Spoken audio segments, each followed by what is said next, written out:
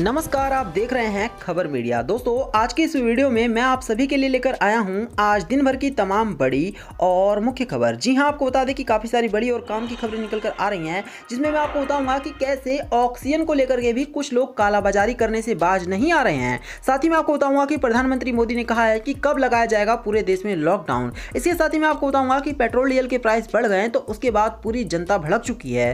साथ ही साथ मैं आपको बताऊंगा कि कैसे पाकिस्तान के प्रधानमंत्री इमरान खान ने की है बड़ी घोषणा। इसके साथ साथ ऐसी ही तमाम बड़ी खबरें हैं और कुछ खबरें सीधे आपके पैसों से जुड़ी हैं, और अगर आपका भी बैंक में खाता है तो आप इस वीडियो को अंत तक जरूर देखिएगा। साथ ही हमारी आपसे बस एक छोटी सी रिक्वेस्ट है कि वीडियो को लाइक करके शेयर करना और चैनल को सब्सक्राइब करना। तो चलिए बात करते हैं सीधे पहली बड़ी खबर से।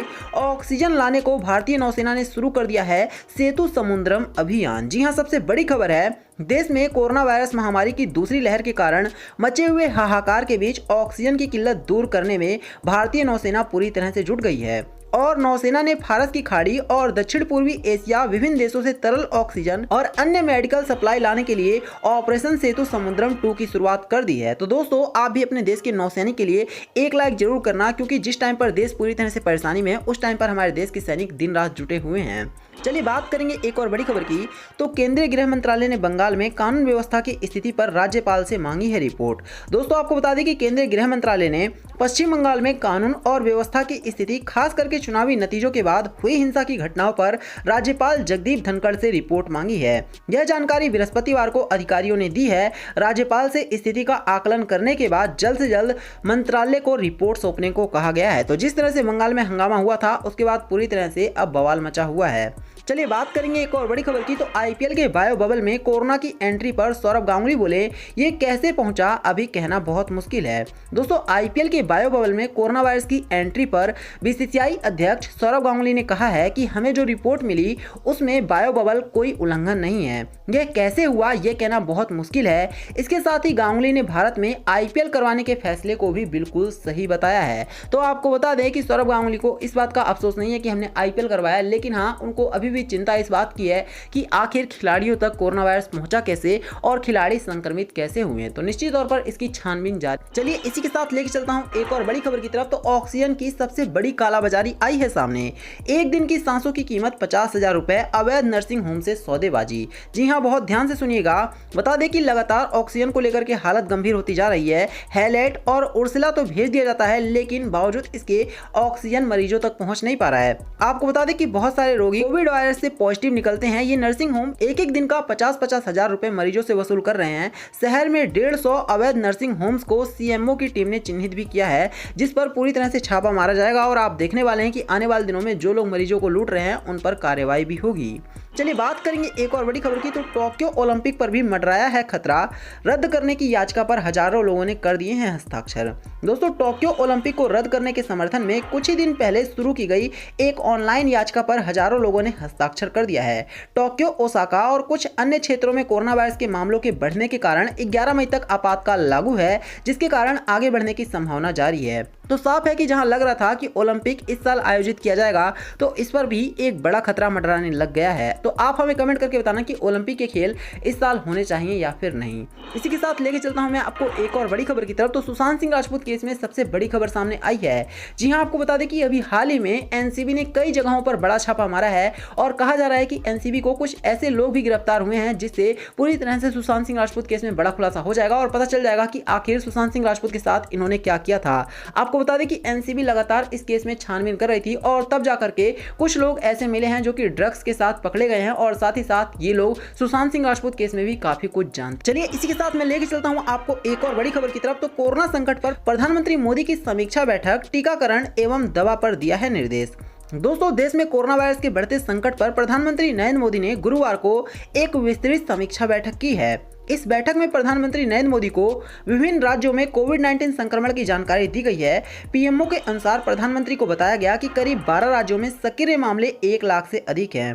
पीएम ने बैठक में दवाइयों की कमी, टीकाकरण को लेकर निर्देश भी दिए हैं। तो साफ है कि प्रधानमंत्री मोदी पूरी तरह से प्रयास कर रहे हैं कि कैसे भी करके हर किसी तक कोरोना वायरस की वैक्सीन पहुंचे और दवाइयों का अच्छे से उपयोग हो सके।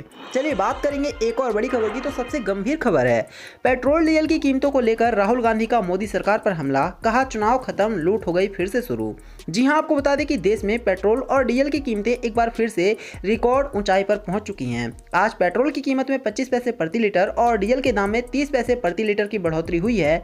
तेल कंपनियों ने लगातार तीसरे दिन तेल के दाम बढ़ाए हैं। पेट्रोल डीजल के दाम में दैनिक मूल्य समीक्षा शुरू होने के बाद से यह अब तक की सबसे बड़ी वृद्धि में से एक है। तो साफ देखने को मिल रहा है कि एक बार फिर से विधानसभा के चुनाव खत्म हो चुके हैं तो पेट्रोल डीजल के प्राइस बढ़ने चालू हो गए हैं।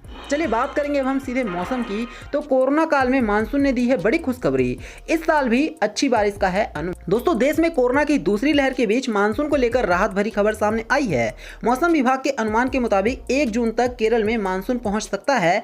आमतौर पर इस तारीख तक भारत के दक्षिणी हिस्से में मानसून दस्तक देता है। भूविज्ञान मंत्रालय के सचिव एम राजीवन ने कहा है कि अनुमान के मुताबिक केरल में 1 जून को सामान्य समय पर ही मानसून की वापसी हो जाएगी। तो आप सभी को पूरे देश में 1 जून के बाद मानसून देखने को मिलेगा, जिससे लोग काफी खुश हैं और खास करके भारतीय किसान। चलिए बात करेंगे एक और बड़ी खबर की। तो यूएन की रिपोर्ट में खाद्य असुरक्षा की समस्या है बहुत गंभीर। दुनिया की 15 करोड़ से ज्यादा आबादी भूखमरी की कगार पर है। दोस्तों दुनिया में 15 करोड़ से ज्यादा लोग ऐसे हैं जिन्हें 2 टाइम का खाना भी मुश्किल से नसीब हो पाता है। इनमें से 1,33,000 लोग भूख के कारण अपनी जान गंवा देते हैं। संयुक्त राष्ट्र की 55 देश पर 2020 में तैयार की गई एक रिपोर्ट से इसकी जानकारी सामने आई है और कहा जा रहा है कि जितना खाना हम लोग बर्बाद कर देते हैं उससे कई सारी जिंदगियां बचाई जा सकती हैं और कई सारी जिंदगियां ऐसी हैं जो कि इन खानों की वजह से तरस रही हैं। चलिए बात करेंगे एक और बड़ी खबर की। तो पाकिस्तान प्रधानमंत्री इमरान खान 3 दिन की सऊदी अरब की यात्रा पर होने वाले हैं रवाना। जी हां, पाकिस्तान के प्रधानमंत्री इमरान खान शुक्रवार को 3 दिन की सऊदी अरब की यात्रा पर रवाना होंगे। अपनी इस यात्रा के दौरान खान अरब देश के शीर्ष नेतृत्व से द्विपक्षीय सहयोग के सभी क्षेत्रों पर वार्ता करेंगे। दोनों मुल्क रिश्तों के हाल आए तनाव के बाद इन्हें ठीक करने की दिशा में भी काम कर रहे हैं। चलिए इसी के साथ मैं आपको लेकर चलता हूं एक और बड़ी खबर की तरफ। तो बताता हूं कि कैसे सीएम अरविंद केजरीवाल ने प्रधानमंत्री मोदी का आभार जताया। दोस्तों सीएम अरविंद केजरीवाल ने प्रधानमंत्री नरेंद्र मोदी को पत्र लिखा और ऑक्सीजन की सप्लाई पर व्यक्त किया है आभार। दिल्ली के मुख्यमंत्री अरविंद केजरीवाल ने प्रधानमंत्री नरेंद्र मोदी को पत्र लिखा है और उन्होंने कहा है कि आपने ऑक्सीजन की सप्लाई दी है, ये हमारे लिए बहुत बड़ी बात है। अरविंद केजरीवाल ने पत्र लिख करके आभार को व्यक्त किया है। साथ ही साथ कहा है कि कम से कम इतनी ऑक्सीजन दिल्ली को रोजाना जरूर दिलाई जाए, अन्यथा दिल्ली में स्थिति भयावह हो सकती है कोरोना वायरस की वजह से। चलिए चलते हैं एक और बड़ी खबर की तरफ। तो चीन ने ऑस्ट्रेलिया के साथ सभी व्यापारिक समझौतों पर लगा दी है रोक। दोनों देशों के बीच में और बढ़ गए हैं तनाव। जी हां, ऑस्ट्रेलिया के तेवर सख्त होने और बेल्ट एंड रोड इनिशिएटिव के 2 समझौतों को रद्द करने के बाद चीन तिलमिला गया है। अब उसने ऑस्ट्रेलिया को धमकाते हुए व्यापारिक समझौतों पर चल रही सभी गतिविधियों पर अनिश्चित काल के लिए रोक लगा दी है। चीन ने कहा है कि वह सभी व्यापारिक वार्ताओं को भी निलंबित रखेगा। तो साफ है कि अब चाइना और ऑस्ट्रेलिया के बीच में आप सभी को सिर्फ और सिर्फ एक ही चीज़ देखने को मिलेगी, वो ये है कि दोनों देशों के बीच में दूरियां जो हैं वो लगातार बढ़ती ही जाएंगी। तो दोस्तों ये थी आज दिन भर की तमाम बड़ी और मुख्य खबर। वीडियो को लाइक करना, इसे और लोगों के साथ शेयर करना और चैनल को सब्सक्राइब करना। धन्यवाद।